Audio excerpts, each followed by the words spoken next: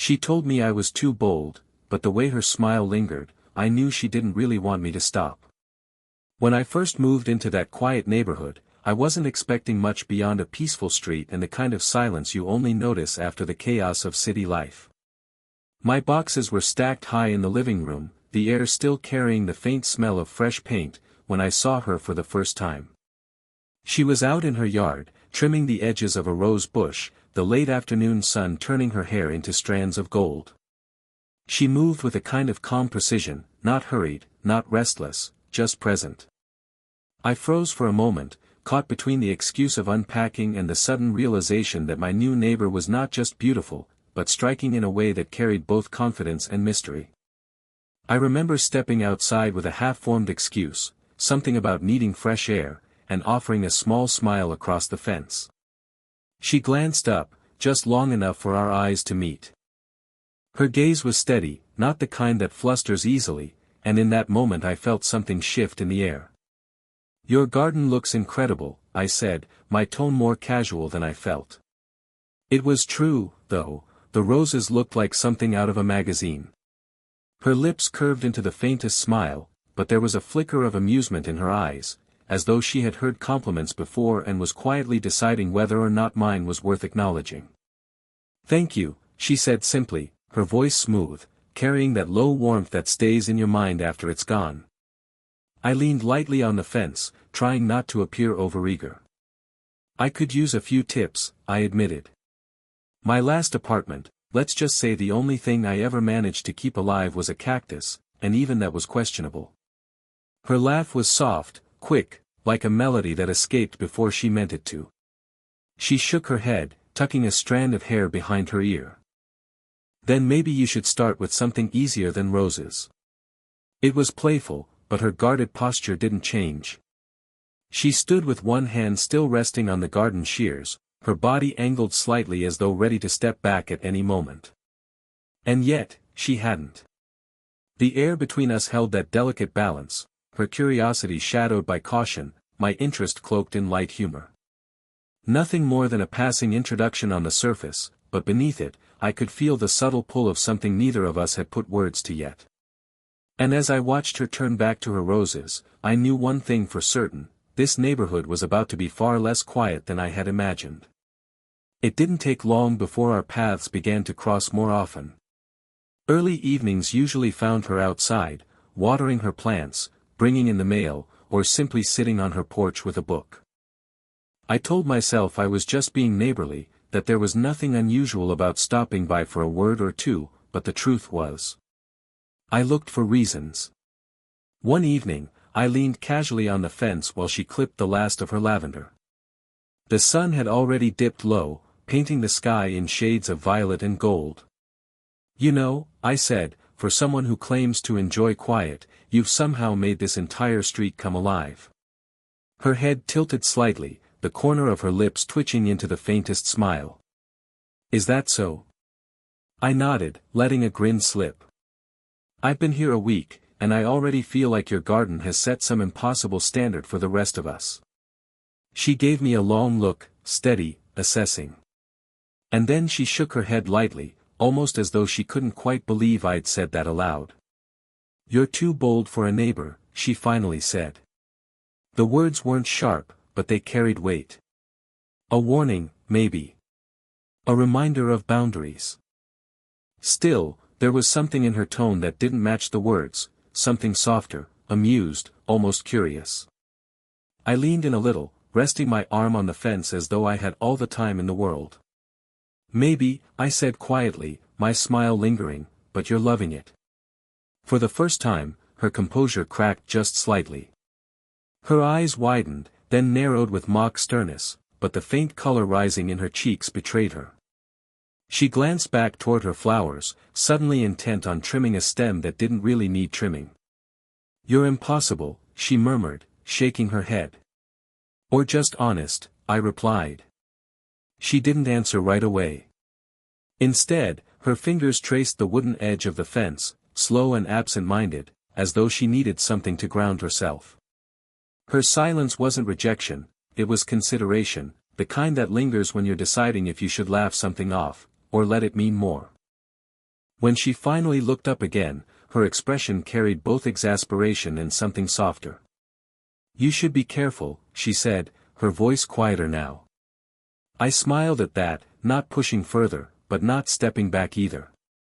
In the fading light of that summer evening, the air between us felt charged, like a wire strung tight, waiting for a spark. And for the first time, I knew she felt it too, even if she wasn't ready to admit it. The first rain of the season came suddenly. One moment the air was warm and still, and the next, dark clouds rolled in, spilling sheets of water across the street. I stood by my window, watching the drops race down the glass, when I saw her. She was just turning the corner, holding a small paper bag from the store against her chest, her hair already damp from the downpour. Without thinking, I stepped outside, calling out over the sound of the rain. "Hey! Over here, my porch is closer." She hesitated for half a second, then hurried across the short stretch of lawn, her sandals splashing through the growing puddles. By the time she reached me, her shoulders were damp, droplets clinging to her hair like tiny diamonds. "Thank you," she breathed, brushing water from her face, her laugh light and unguarded in the storm. "I didn't think it would pour this fast." I smiled, holding the doorframe as though it gave me some kind of balance. "Guess nature didn't give you the weather report." That earned me another soft laugh. We stood there under the shelter of the porch, the rain falling in heavy curtains just beyond the edge. It was quiet, except for the steady rhythm of water hitting the ground, the occasional rumble of thunder in the distance. Our shoulders brushed lightly as we both leaned against the railing, not enough to draw attention, but enough for me to feel the warmth of her presence. I wanted to shift closer, but even that accidental touch sent a current through me. She didn't move away, and that small choice spoke louder than words. She glanced at me then, her eyes softer, more searching. For a second, I thought she might actually say something, but instead she just smiled, faint and private, before turning her gaze back toward the rain. When the storm finally began to ease, she adjusted the bag in her arms. "Well," she said quietly, "looks like I owe you one." I shook my head, still watching her. "No debt. Just, consider it a neighbor's duty." Her lips curved into that amused smile again, the one that hinted at both caution and curiosity. She gave a small nod, then stepped off the porch into the damp evening air. But before she left, she glanced back once more. The look wasn't long, just a heartbeat, but it carried enough weight to leave me standing there long after she had gone, the sound of rain still echoing around me. It happened on a Sunday afternoon, the kind of day where time feels slower, the world quieter. I had been reading on my porch when I heard her voice call out across the fence. "You like coffee?" she asked, leaning lightly against the railing of her porch, her expression casual but her tone carrying something deliberate. I smiled. "Depends who's making it." She gave me that amused look again, the one where she pretends to be unbothered, even though her eyes give her away. "Well then, consider this a chance to judge for yourself. Come on over." Her house felt instantly different from mine. Where mine was still half filled with boxes and bare walls, hers carried warmth and memory. Framed photographs lined the hallway, shelves filled with books and little trinkets that spoke of years of living, of stories collected quietly over time. The air smelled faintly of vanilla and roasted coffee, a comforting mixture that made the place feel alive. She motioned for me to sit on the sofa while she moved gracefully into the kitchen. From where I sat, I could hear the clink of cups, the soft hum of the kettle. When she returned, she set 2 mugs down on the low table between us, steam curling in the space between our knees. "Careful," she said, her fingers brushing mine briefly as she passed me the cup. The touch was small, almost accidental, but it lingered in my mind longer than the taste of the coffee itself. We sat close, closer than 2 neighbors needed to. Our conversation started light, work, books, the neighborhood, but somewhere between the second sip and the laughter that slipped more easily now, the space between us began to shrink. Our knees touched once, then again, and neither of us pulled back. Her voice softened when she said my name, as if she wasn't quite aware of it herself. There was a pause afterward, a silence that wasn't empty but filled with something unspoken. I studied her in that moment, the way her hair fell against her shoulder, the calm strength in her posture, the slight nervousness hidden beneath it. For the first time, I realized how much she was letting me in, even if she'd never admit it outright. I leaned back slightly, careful not to push, but unwilling to step away either. The warmth of her presence filled the room more than the coffee ever could. And though the afternoon passed in nothing more than conversation and quiet glances, I left her house that day knowing something had shifted, something we both felt, even if we didn't dare name it yet. It was later that week when the air between us shifted again. We were sitting in her living room, the soft glow of a lamp casting shadows across the walls. Outside, the street was quiet, the kind of silence that makes every word feel heavier. She had just finished telling me a story about her college years, her laugh carrying a lightness I hadn't heard from her before. But then her smile faded, and she grew quiet, her eyes drifting toward the framed photos on the shelf. "You know," she said finally, her voice softer, "sometimes I wonder what the neighbors must think. You and I, spending this much time together." The words hung in the air, heavier than the quiet ticking of the clock behind us. I could see the hesitation in her, part of her wanting to pull back, the other part fighting not to. I leaned forward slightly, resting my elbows on my knees. "I don't really care what anyone thinks," I said, my tone steady. "I only care about what you think." Her eyes flickered to mine then, and for a moment they glistened as though she were holding back more than she wanted to admit. She laughed, but it wasn't the carefree kind. It was softer, edged with nerves. "You're too young to understand, these things aren't so simple." I didn't argue. Instead, I reached across the space between us and gently took her hand. Her fingers were cool at first, as though uncertain, but then they curled lightly against mine. The silence stretched, no words needed, just the weight of the connection we both felt but hadn't spoken aloud. She exhaled slowly, almost trembling. "You make it sound so easy," she whispered. "Maybe it is," I replied. "When something feels this right, maybe it's not supposed to be complicated." Her gaze lingered on me, her lips parting as if she wanted to say more, but instead she simply let her thumb trace lightly across my knuckle. That small, fragile gesture carried more weight than any confession could. For a long moment, we sat like that, two people caught between hesitation and desire, fear and trust. The world outside didn't matter. The only thing that existed was the warmth of her hand in mine, the faint sound of her breathing, and the truth neither of us was ready to speak aloud.